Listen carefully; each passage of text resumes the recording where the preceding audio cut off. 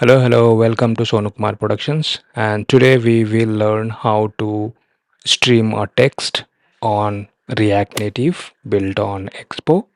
So you must have used ChatGPT or other AI websites where you give a prompt and you get a answer, and that answer will be in a stream, not like complete response. So how do we achieve that? So you might be facing issue like you will be getting proper response and you are not able to stream the result. So today we will learn how to stream the result in React Native. So let's get started. Hello guys, so let's start. So to in order to stream a result in our React Native, we need few setup. So first of all, we need to do npx create-expo-app at the latest. So what it will do is it will create an expo app with the default name my app, although it will give you a prompt which will ask you the app name. And if you want to change an app name, then you can change the app name there as well. So after executing npm create expo latest, it will be creating a directory structure similar to this. So I have already created an app called my app. In this one, we already have tabs folder, and which is for tab navigation, and this is assets folder. We have few inbuilt components which we will be not be using, and we have constants, we have hooks, and we have other configuration file which is not required. So let first do new terminal and let us run our app. So the command will be npm run start, and if you want to run your application directly in iOS, so you can do run npm run start colon iOS or Android.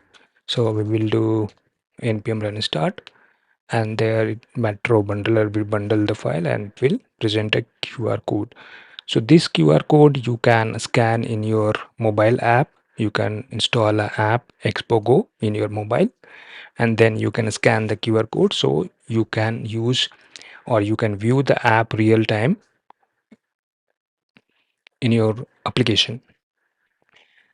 So our app is running. So if you see the various options here, so if you want this app to open in Android, so you need to press A or I for simulator, iOS simulator, and W for web.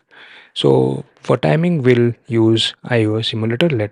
So I'll press I, and then if you press R, so it will reload your application.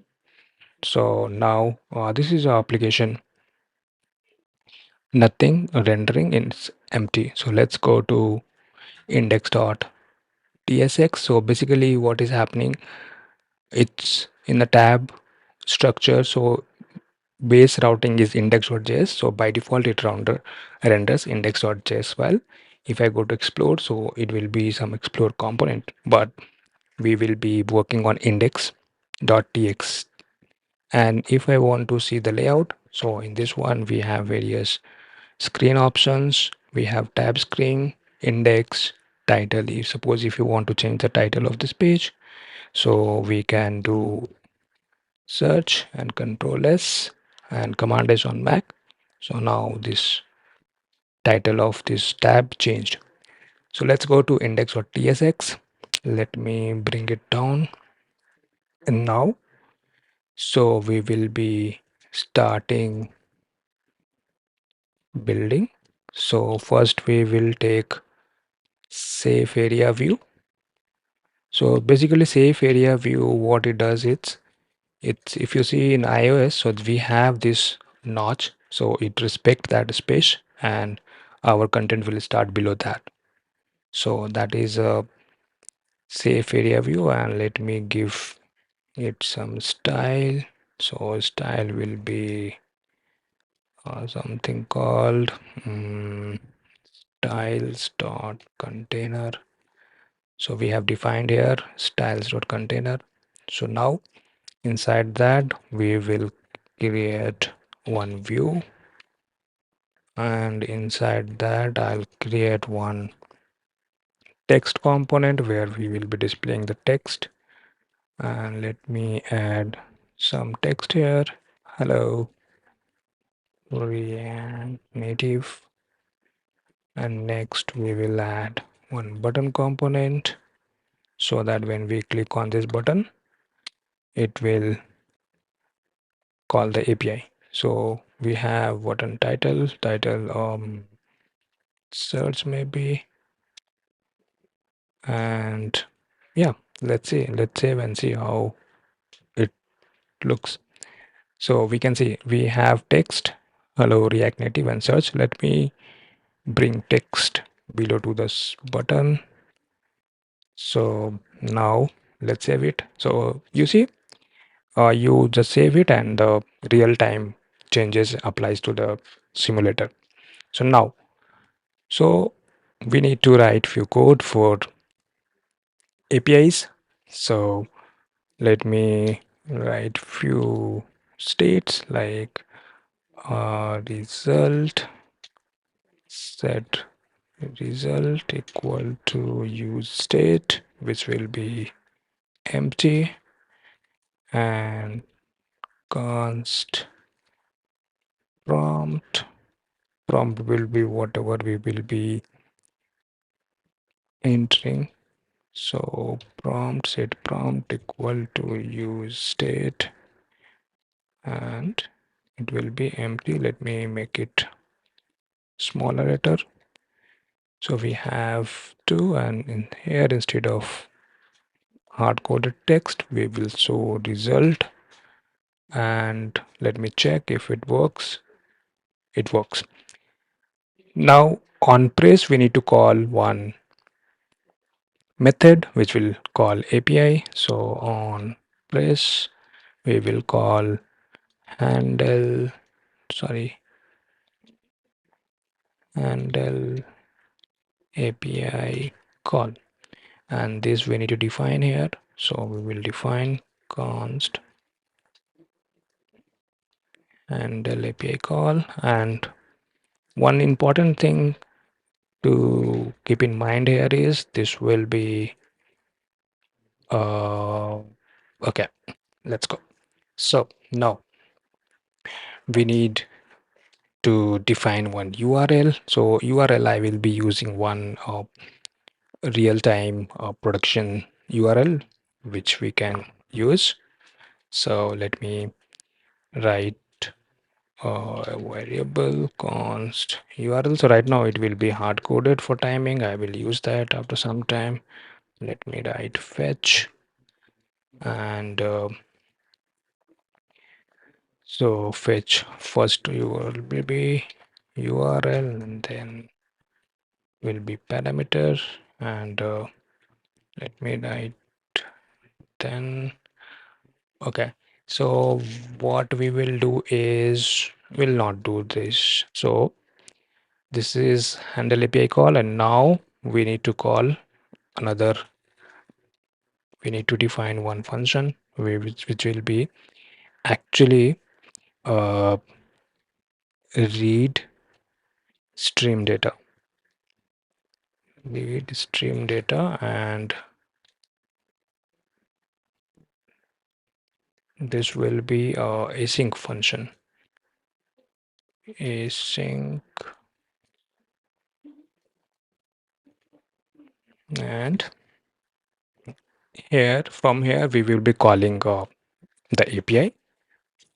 In this one we'll call API, and from here we'll return a reader element, and this will be used as a reader. So let's do that. So what we have done here is we have called, so on press of a button we are calling this handle submit handle prompt, and handle prompt is a async function. From there what we are calling is get result from API, and this in turn calling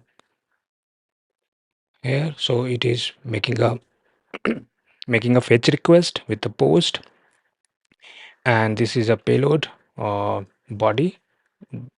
This is how we send to OpenAI, and this is my query. Right now it's hard coded, and this when we get the response, so we get response dot underscore body, and on which we do get reader. So this reader is returned from this function, and here in reader we are iterating over the reader, and then we are getting each value, and then we are decoding that value, and then we are setting that to set result.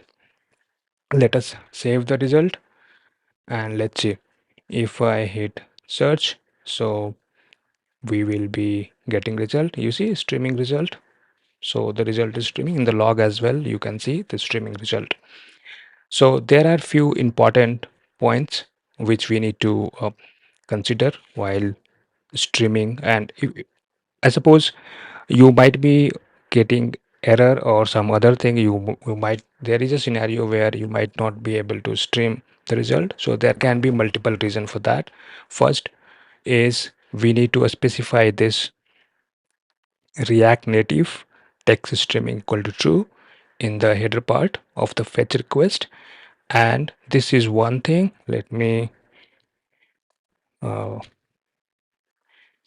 add one comment. So this is one thing to notice. Second thing is we need to import these polyfills. One is web-streams-polyfills, another one is reactNative-polyfill-globals auto, and this React Native fetch API. These three plugins, polyfills, and one this one React Native in the payload or at the header section. And if you use this, then you basically, this one is from React Native fetch API text streaming true, and to get the reader object, most likely you will end up in a scenario where you will not get reader on the body. So to get that, we need polyfills global auto, and this has dependency on web stream polyfills. And if you use all three, then you will be able to get the streaming result. Let me reload and let me click on search, and you get the streaming result. So one bonus thing I'll like you to tell, for if you want to debug anything, so go to terminal, press J, so it will open your Chrome debugger tool. So here is a console. You can go to network tab and you can see all the networks, you can see source, you can see console and everything. So this is how we stream in React Native on Expo. Important thing, we need to use these three polyfills, which I'll add in the description, and also this headers in the fetch request. So guys, how did you like my video? If you like the video, then like the video and subscribe my channel. Thank you so much guys. Thank you.